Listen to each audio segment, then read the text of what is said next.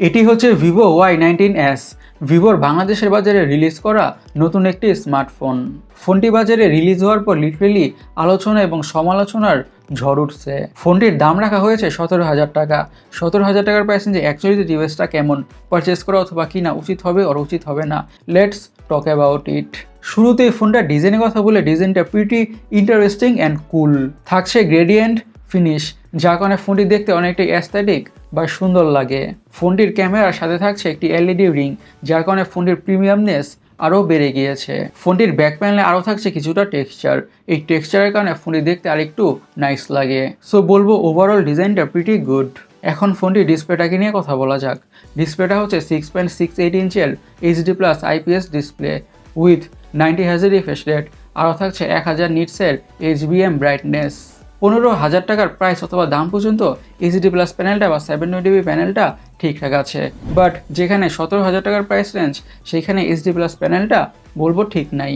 HD+ panel হওয়ার কারণে content অথবা ভিডিওস ওয়াচ করার সময় তো কিছুটা হলেও শার্পনেসের ঘাটতি লক্ষ্য করা যাবে। বাট মিনিমাম ডিস্টেন্স থেকে কন্টেন্ট বা ভিডিওস ওয়াচ করলে খুব একটা বেশি শার্পনেসের ঘাটতি লক্ষ্য করতে হবে না। আমরা বলবো ভিডিওস দেখে মোটামুটি ভালোভাবেই এনজয় করা যাবে। আর 90 Hz রিফ্রেশ থাকার ফলে স্ক্রোলিং করে, ব্রাউজিং করে, গেমিং করে, যে কোনো ধরনের টাস্কে পারফর্ম করে অনেকটাই স্মুথনেসের ফিল তো পাওয়া যাবেই। বাট তাও বলবো ফোনটিতে HD+ প্যানেলটা এক্সপেক্টেড ছিল না। র্যাম এবং স্টোরেজ ভেরিয়েন্টসের কথা বলে থাকছে 6GB র্যাম আর 128GB স্টোরেজ। স্টোরেজ স্পিড হচ্ছে eMMC 5.1 আর SD কার্ডের মাধ্যমে স্টোরেজকে বাড়ানোর সুবিধা থাকছে। এখন ফোনটির সবচেয়ে সমালোচিত পার্ট হার্ট অথবা চিপসেটটাকে নিয়ে কথা বলা যাক। ইউজ করা হয়েছে Y19s T612। এটি একটি 12 nanometre based octacore processor. Somehow বলবো 17,000 টাকার প্রাইস রেঞ্জে এই প্রসেসরটা বা চিপসেটটা যাচ্ছে না। এই দামে আরও বেটার প্রসেসর এক্সপেক্টেড ছিল, কিন্তু পারফরমেন্স যে খুব একটা খারাপ হবে তা কিন্তু নয়। Day to day regular task অথবা সোশ্যাল মিডিয়া ঠিকঠাকভাবে ইউজ করা যাবে। আর হাই লেভেলের গেমগুলোকে মিডিয়াম টু লো সেটিংসে ঠিকঠাকভাবেই খেলা যাবে। খুব একটা বেশি ল্যাগের ইস্যু অথবা হ্যাংয়ের ইস্যু ফেস করতে হবে না। বাট ফোনটাকে একটু বেশি বা খুব বেশি হেভি ইউজ করা ট্রাই করা হলে তখন ফোনটি থেকে অবশ্যই বা অবভিয়াসলি ল্যাগের ইস্যু অথবা হ্যাংয়ের ইস্যু ফেস করতে হবে। যারা হেভি ইউজার্স অথবা মাল্টিটাস্কার আছেন তাদের জন্য অবশ্যই এই ফোনটি নয়। মিডিয়াম টাইপের ইউজার্সদের জন্য ফোনটি ঠিকঠাক আছে, যারা জাস্ট রেগুলার ইউজ করে থাকেন। এখন ফোনটির অপটিক্স বা ক্যামেরাটাকে নিয়ে কথা বলা যাক।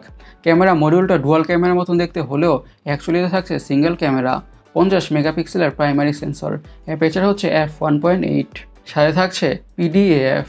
আর সেকেন্ডারি ক্যামেরাটা হচ্ছে অক্সিলারি সেন্সর, যেটা হুদে দিছে ইউজলেস সেন্সর। আর ফোনে থাকছে 5 মেগাপিক্সেলের সেলফি ক্যামেরা। লাইক সিরিয়াসলি 17,000 টাকার প্রাইস রেঞ্জে 2024 সালের এই সময় এসে 5 মেগাপিক্সেলের selfie camera, that is disappointing. কিন্তু 50 মেগাপিক্সেলের প্রাইমারি সেন্সরটা থেকে 1.8 অ্যাপারচার থাকার কারণে লো লাইটে ভালো কোয়ালিটির পিকচার্স আর ভিডিওসই পাওয়া যাবে। আর 1080 পিক্সেলে 30 FPS ভিডিও রেকর্ড করা যাবে। ফোনটিতে আরও থাকছে ডুয়াল স্টেরিও স্পিকার্স। সিকিউরিটির কথা বলে ইউজ করা হয়েছে সাইড মাউন্টেড ফিঙ্গারপ্রিন্ট সেন্সর। এখন ফোনটির ব্যাটারিটাকে নিয়ে কথা বলা যাক।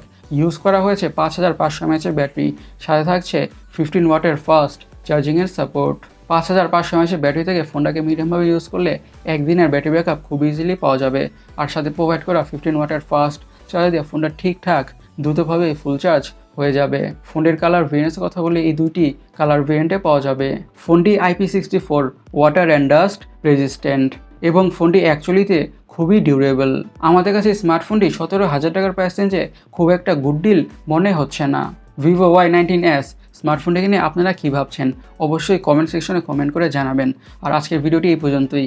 আমি সৈকত, সাইনিং আউট।